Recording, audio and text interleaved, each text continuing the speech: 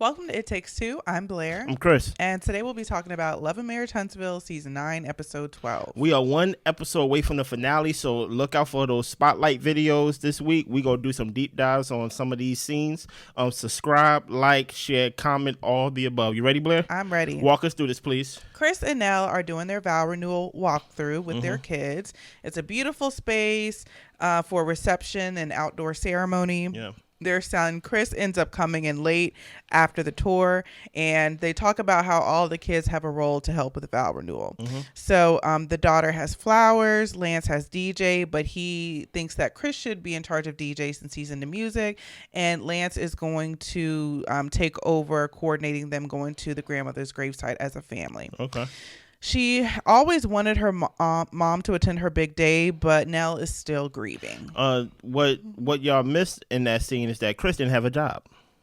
He didn't have a job. Well, he showed up late to the meeting and things of that nature after the tour. And when Lance said, I think he'd be good as a DJ, it sounded like Lance was going to do the DJ and getting the people to basically come to the gravesite. So I'm happy that they got Chris doing something as a family. And what do you think about the scene? I really didn't think too much about it. Okay. I just think that they're trying to get this vow renewal together, and she's going through a lot. Yes. That's about it. So if I'm not mistaken, at the vow renewal or whatever, we going to the gravesite? No. Oh, okay. He coordinated the gravesite thing during the episode, so that was him coordinating that. Okay, cool. So Trisha brings her kids to the trampoline park to hang out and to talk. She asks them if they're okay, if they're happy with the family dynamic. Her son doesn't like the beef between the adults, and the daughter tells her sometimes you just need to step back and take a breath. Listen to your daughter. Trish says that she did file for divorce. The son already thought that they did that. Wow. He asked if she plans to remarry, and she says not anytime soon. Then she changes it to actually just not soon. Ooh. She has to do some self-evaluation first. With Ken, they still need to work on communication, but she has thought about marriage. One of these days, just not soon. I say give whatever Trisha and Ken is getting paid, give that to the kids. We got more information from just that scene with the kids on the state of their relationship and where it potentially is going with just 2 to 3 minutes with just them alone. What was your thoughts on what she had a conversation with her kids about, I thought y'all was already divorced. Like, basically, it seemed like the family moved on except for, like, the 2 adults. I know Trish talks about how she has, like, anger issues sometimes. Yeah. And I wonder how much of it her kids see if her daughter tells her just take a deep breath sometimes. It makes me wonder how hostile can that environment get. And I'll say it in this way that people get angry. So I'm not too worried about her kids seeing her get upset. Okay. But I just wonder how unregulated can she be? And that makes me wonder for Ken, what is he allowing in this relationship and how healthy versus unhealthy is it? So it just leaves me with a lot more questions than actual like thoughts and opinions. I have a question to that so when you are saying that, are you addressing that as in her anger in general or just her anger towards her ex-husband? I think all the above. In general, when it comes to disagreements with Ken, when it comes to disagreements with Marquez, maybe how she handles her kids sometimes. I mean, I don't really want to touch on that. That's, a parent-child type dynamic or whatever. But it just makes me wonder, like, is she ever calm? Because even as we go further in the episode, we see Ken say how she's always defensive. So it does seem like she does need to do more self-evaluation and reflection, but I'm wondering when she plans on starting. Well, listen here, Blair. If the longer I don't start, the more it stays on my to-do list, which means that I don't have to get married. You get what I'm saying? First of all, the fact that the kids look completely over their parents' relationship more than Trisha, right? The fact that the oldest son said that I thought y'all was already divorced. Yeah. Like, basically, the fact that, like, it's so funny because I can feel the intention behind Trisha's, like, I'm taking y'all out. We gonna have a deep conversation so y'all can really tell me how y'all feel, so y'all can really let y'all feelings out about this separation, divorce. And they like, we good. Yeah. I thought y'all was divorced already. You know, mama breathe sometime. You get what I'm saying? So it's like, it seems like everybody is past this except for Trisha. And it's like, okay, it seems like I feel like at one point, if I was to take a guess, everybody was like with Trisha in the sense of like, we gonna stay where you are. We gonna be in this like cloudy gray cloud thing. But I think Trisha just stayed there for too long. And now they just like, we got to move on with our lives. Like I'm graduating school. Like Ken is cool, you know? Yeah. And the fact that the son said, so do you plan on getting married anytime soon? Now I feel like, no one, like Trisha can lie to all her other friends, but you're talking to your kids now. Right. So like, because you getting married, Trisha, affects them directly. And the fact that she said not anytime soon, that's the truth right there. That is the truth. And not anytime soon, that means not within 2 years. So it's like, Ken, you said you know how to read a situation. Hopefully you watch this episode.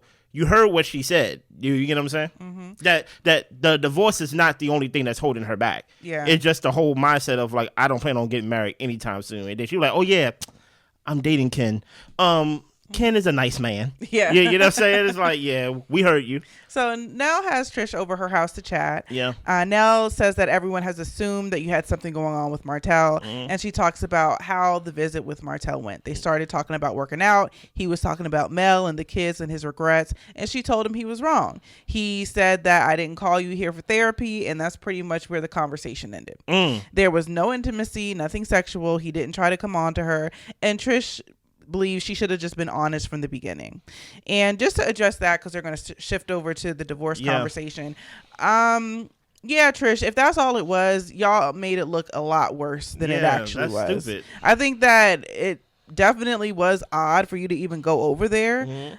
And you probably shouldn't have put yourself in that position anyway, even if you weren't dating Ken or you were single or whatever the case may be. If you knew that Martell was married or cheated on his wife, and which I'm sure you knew through the show and living in the area, and it just made you look like one of the many women. So it probably wasn't the best choice at the time, and nothing came of it, but you also didn't handle it well when it came to communicating with your partner. So yeah, I feel like if this whole storyline with that just makes no sense. For one, I said Martell tried to give you an out by acting like he didn't know you.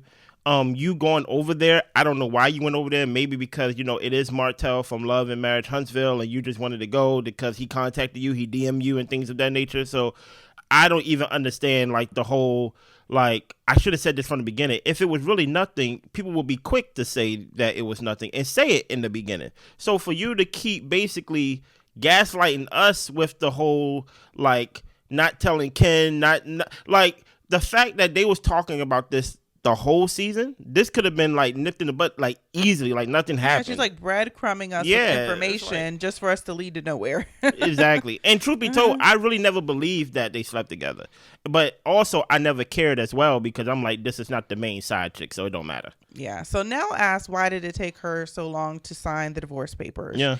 Trish talks about how Marquez had to go find himself. They were separated. She lost a lot of people and he was out partying. Her mom went into a diabetic coma on her 30th wedding anniversary and didn't come out of it. When she talked to Marquez, he said that she was too close to her family. Yeah. Her sister passed away in her hands and her daughter watched her trying to pump life into her sister. Yeah. Then she starts breaking down and crying, and Nell consoles her and tells her, you know, we don't have to talk about this.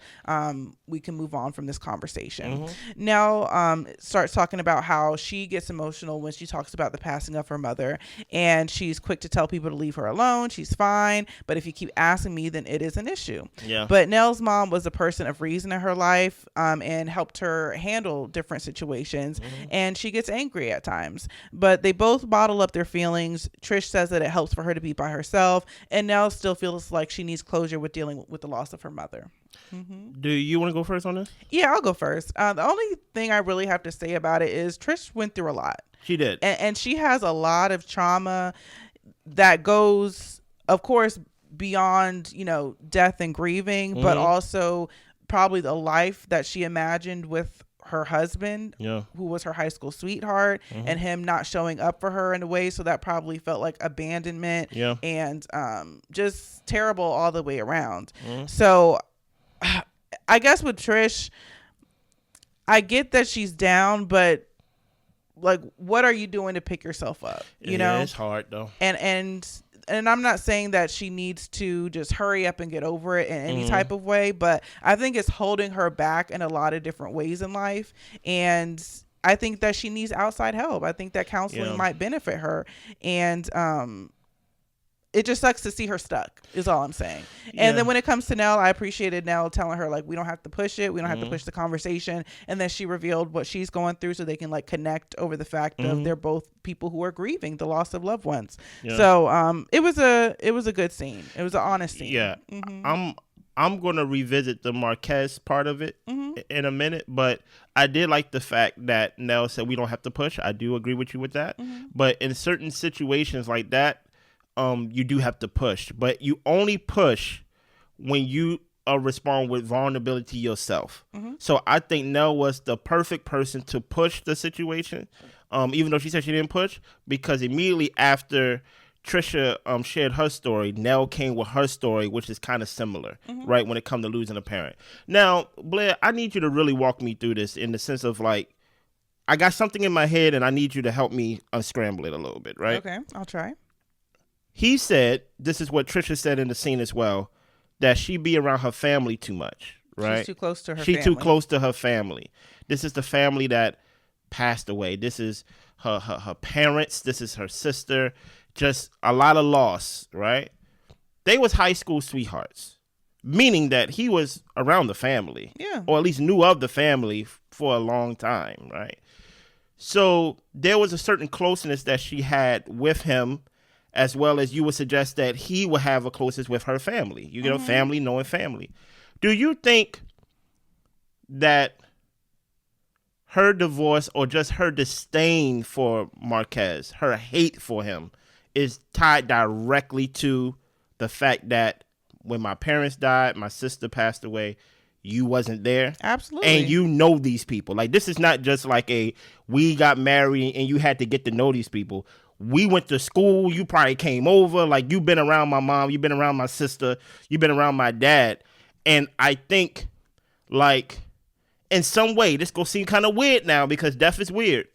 Like, I don't know if she's willing to close that chapter with Marquez because he's, like, almost directly linked to the family, if that makes sense. Yeah, I mean, he was part of her formative years. Yeah. So she probably does, even though she can't stand him, says she hates him and all this type of stuff. I mean, he is like a link to the past in a way of when my parents were alive, when my sister was alive, like all the memories of how things were before things got bad. So it might be a part of her that's having a hard time letting go. But I also want to speak to Marquez with all of his partying and all that type of stuff. He definitely wasn't there for her in the way she needed him to be. That's foul, and I don't want to give him bail, but I do want to say that people grieve differently.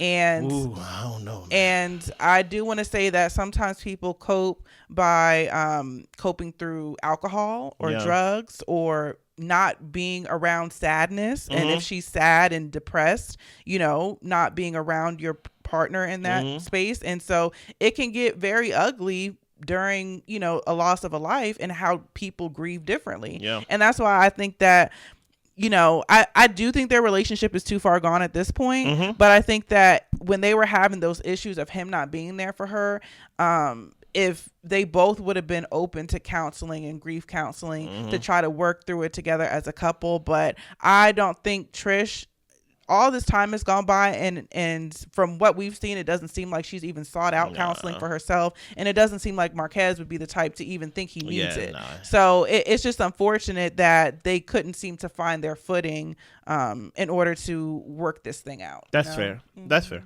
Yeah. Any other thoughts from you? No. It's just weird because death is so weird that you really can't even explain it. That in some way, by not putting a like final nail into your marriage, basically, you're keeping the memory of like your family alive because y'all all directly tied. Because I'm sure, like I said, high school sweethearts is a different type of love than us being grown and finding each other. So it's kind of like, for him not to be there, even though you did not give him bail to get out of jail, it's like, hey, bro, you got to find another way to cope than not being there. Like you have to at least be there. Yeah. Like your presence. You get what I'm saying? Because if there's anybody who knows her mom and knows her sister and know her father, it would be the guy who went to school with her. You get what I'm saying? So it's like, it's weird. And I'm talking about high school at that. Mm-hmm. So Ken meets with his friend Will. Yeah. He's talking about how Trish gets defensive and it's hard for him to communicate with her. Oof. Will asks, do you think it's because she's guilty? Mm-hmm. And Ken thinks that it is a guilty response, but knowing her, it's what she's adapted to because of her prior relationship. Okay. He has put so much into this relationship, and what he says isn't received or taken into consideration. Okay. He tries to approach things gently and saying he's not trying to start an argument, but it shouldn't always be an issue because he wants to have a conversation with her. Yeah. Even when she gets too happy, she makes herself shut that emotion down. She has a lot of trust issues because of Marquez, and if she doesn't trust Ken, his patience is eventually going to run out. Yeah. Then he asks, what basically like she needs to get over her past, but they are not divorced yet. Yeah. Will says that enough time has passed. Like, do you think that, she might still want to be with him? Ken says the paperwork is notarized. He doesn't know why she's holding on to it. Maybe she thinks her family will have some critiques with her about getting divorced, but he keeps taking it because most people are selfish and he feels like he's going to have to endure selfishness in any relationship. And Will tells him that, I've seen you in other relationships not minding being a punching bag, but he has to protect himself and ask him, what is keeping you here? Yeah. And Ken says he knows when it would be time to leave, and he does have those moments when he just wants to run. Yeah, he even gave some analogy about like, I'm over here overfilling people's cup, but like but I'm skipping over my cup to fill up your cup and things of that nature. And you can look at it on the surface and be like, Ken is a good guy and he stepped in, but I think the more and more I hear Ken, he have a savior complex in my opinion. Right? There are some men, and I actually know some guys like this. That's why it's like kind of weird to see on TV that is into broken women or let me speak from the man's perspective, who is into broken women and know that they don't have the tools to like, help themselves in the moment and then be mad or be frustrated that their cup is not getting full and things like that. That's why when I hear Ken talk with so much confidence of, I know how to read a situation, and guess what? I should just get up and leave whenever I want to. No, you knew that when you got with this woman that she was in a situation that like selfishness will come at a different scale with this woman. You get what I'm saying? That filling her cup is like, you may have to fill her cup up and then refill your cup up on your own, then fill her cup up some more because you are attracted to broken women. You get what I'm saying? And as Blair was talking about with Trisha, with the characteristics she's shown on the show, she knows the problems that she has, but it just seems like she's not taking any progressive steps forward. And now you're getting frustrated. And my thing is, I wonder, Ken, right, based on the track record that we've seen on the show, if Trisha was to get the help and actually progress and actually become that happy person that's not defensive and not angry, and she actually lean into her happiness, would you be attracted to her? Would you be happy in that relationship, or would you look for another relationship to fix? You get what I'm saying? And I'm only going off of the track record that I seen on the show. Based on the track record on the show, you got with a woman and things of that nature and took care of her kid and things of that nature and basically adopted her as your own. And now you're in this situation to where now you invested a home. Like I thought during the cookout that was Trisha old house and she just moved Ken in, but this is their house.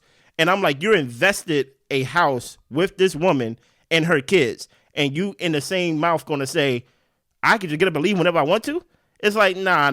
If being with broken people is your thing, that's your thing. But don't make it seem like you did not know like this was going to happen in like some factor. That's why I'm looking at Ken kind of funny in the light, especially since he's talking about like, if I want to, I should just get up and leave. I'm just like, I don't think you know how to read a situation. You're deep in this situation, deeper than what you think it is, Yeah, I pretty much sum it up in the sense of, you're accepting it, therefore you're allowing it. Yeah. And it's your choice, and this is the choice that you're making. I hear him say that he loves Trish, but I'm not understanding what he's loving about her. And I think that's the question that his friend has for him too, of what's holding you in this situation where this woman doesn't want to fully commit to you in the way that you want. And it's because I think that plays a part in it, like you're saying, the savior type of complex. And maybe he felt like he would be able to really change her mind and her thought process and just like really just make her better. Yeah. And he probably has contributed a lot into improving their life or just making her happy. But she has some deep rooted issues that you can't fix. Nobody else can fix but herself. Yeah. So moving on. Now Chris and the kids go to her mom's grave. It's been 5 years since her mom has passed. Yeah. Lance talks about how he's hurt because he thinks about where he worked a lot, was selfish with his time, and he really wasn't there for his grandma in her last days. Yeah. Lance was the first grandchild, and his grandma put a lot of time and effort into him as well as Nell during her pregnancy, and she was a great mom, excellent grandmother. And you know, it was a sad scene, but it was kind of touching just to remember, you know, someone who had such a great impact on her life. Yeah. And like they said on the tombstone, like gone but never forgotten. And I really do believe that when, you know, our loved ones pass and the things that we've learned from them, like it lives within us for us to carry on with our children or people we come across within life. So I think that it was just beautiful to see the family that they've created be so successful and happy and healthy for the most part. And this lady's legacy, you know, who passed lives on. So yeah, I really have nothing to add to that. You know, you only have one life, so you really don't want to go through life with regret. Like some people could deal with loss better. I can deal with loss pretty well, but regret is something that I try to avoid at all times because that's just it's a ghost. You get what I'm saying? So to hear Lance say that he wished he spent more time, it's like I understand what he mean by that, and like, you know, it makes you, for some reason, loss actually put things in perspective that like, oh, we do only have one life and our time is limited. So yeah, I do agree with everything you said. Yeah. So it's the day of the bachelorette party. Back to the ratchet. The ladies are arriving. Trish is considering not drinking tonight because she can get a little bit turned, but she also feels like Destiny can get a little bit turned. And she talks about the conversation where Destiny was going to reassess her relationship with Nell. Yeah. Mel arrives but says that she won't be staying long. Kimmy says, you know, that's what's weird about these situations. People get standoffish at these events. And she asks Trish, you know, you haven't talked to Mel? And Mel asks Trish straight up, do you have an issue with me? Trish tells her no. I would have told you, but I didn't like the way that you instigated at my celebration when you said that I was still in love with my husband. Trisha thought it was messy. And Mel said, I gave a comment on what we all are witness to, but I'm messy. Then you must think everyone else is messy. Everyone gives their opinion. And when she made that comment, it was a joke. Trish didn't think it was a joking moment. Yeah. Kimmy thought it was something that they could talk through. And it's understandable that maybe Mel didn't think that it wasn't a joking matter. Yeah. Tisha asked, well, do you guys understand where each other's coming from now? Trish says it is what it is. Mel says that no, because she hasn't asked or said anything more than anyone else. If Mel is messy, then everyone's messy. Okay. Trish has all this energy, and now that's why Mel is giving the energy back. Mel didn't have an issue, but how Trish is acting doesn't work as far as being part of her life. She doesn't know Trish, and she can't use that tone with Mel. Sunni arrives. Destiny tried to keep her cool when it came to the ladies arguing, and she's hoping she can remain cool with Sunni coming in. What is your thoughts on this scene right here? My main thoughts are, Mel, all y'all messy. Yeah, I'm about to say, like, and I think Mel's point was just like, well, just go ahead and say that everybody's messy. But Trish didn't want to say that because maybe Nell hasn't been messy to her. But everyone in this show gets their hand a little bit dirty. Yeah. So that's what gets me about Mel sometimes, is that she wants to make it seem like, well, everybody else is doing it. Yeah. And I don't see why I'm the only one that gets held accountable for my mess. Well, it is what it is, but you're still messy at the end of the day, whether or not people want to admit that other people are messy too. You were being messy. Yeah, you were, and you don't like when people do that to you with Martell, so you knew it was messy. Exactly. So I don't know why we're playing a game like, oh, if everybody else can say whatever, then I should be able to say it too. All y'all being messy. Yeah, exactly. Facts. And y'all just picking and choosing who y'all want to say is messy, but it really is all the same thing. And people can pick and choose if they want to. It doesn't mean you're not being messy. Facts. Let me go at Kimmy just a little bit. Kimmy, it seems like someone in our comments said it perfectly, that Kimmy is playing the role of a bone collector, right? She's going here and there. She's having meetings with Trisha and then going from Trisha and taking the information back to Mel, and then now when they all together, and when Trisha give her answer, and that's when Kimmy is like, well, that's not what Trisha said before. You get what I'm saying? So it's like, Kimmy, pick a side. Like you look crazy in my opinion, because number one, this whole time y'all had a scene to where she was literally alleging that your husband was out with another woman. And the fact that you're over here trying to make it seem like you're playing referee, but the whole time you're kind of playing instigator behind the scenes seems kind of wild to me in the first place. Also, number two, I never want to miss a moment to talk about their marriage. Let's not forget that in this season, Maurice got arrested for allegedly DUI, and we're talking about Tricia and Mel as if like Kimmy and Maurice is not the main characters of the show. Right? So, like, the fact that Kimmy want to be a bone collector in this scene and in this episode, when you basically using that to basically deflect attention from what's going on in your household. But I digress. I'm going to talk about that in a deep dive. Best believe, right? Blair said it perfectly. Y'all all messy. Don't try to make it seem like, well, if I'm messy, we all messy. Well, I have no problem calling all of y'all messy, right? I have no problem. Mel, do not try to play stupid in the whole sense of, you know what you said. You said, I was joking. You wasn't joking, because literally a couple minutes before that, Trisha approached you while y'all was under the tent saying, I got the papers. And you was the one that advised her, hey, don't give him the papers today because you wanted to be about your children and things of that nature. Basically coaching her like, this ain't the time and place. So when you saw that it was getting heated with Marquez and Ken, and then Trisha had to come in and then basically made it awkward for everybody, you chose to put those 2 cents in. You chose to be funny in a non-funny moment, even if you were serious or not. You still get flack for that. Yeah. You still get knocked upside the head for that. So even if you're trying to be Kevin Hart, or even if you're trying to be like serious, like, it's still like no bail. You're staying in jail for that. So it's like, I don't really understand Mel's whole point with that. The whole point about it is y'all have beef with each other, and I guess it's over martell. I think it even goes not deeper, but also I think little things such as the way that Trisha left your trip and things like that, how they just left in the middle of the night. Like you probably didn't have a problem with her before, but now you do have a problem with Trisha. It's all compounded. Yeah, it's all compounded. So you probably legitimately didn't have a problem with Trisha, but don't try to make it seem like, Trisha, do you have a problem with me, knowing that you have a problem with her as well, and things like that. And truth be told, it probably didn't start that way, but it's that way now. That's my only thing with this scene. Destiny, please, I don't need Destiny to say nothing else for the rest of the show. We got one more episode. I don't need Destiny to say nothing else. I don't want to hear about Sunni no more. Please move on. But I will say, I do like the fact that Trisha was there talking back to Mel. I like seeing that passionate conversation and not backing down from Mel and things of that nature. So, hey, at the end of the day, I liked it.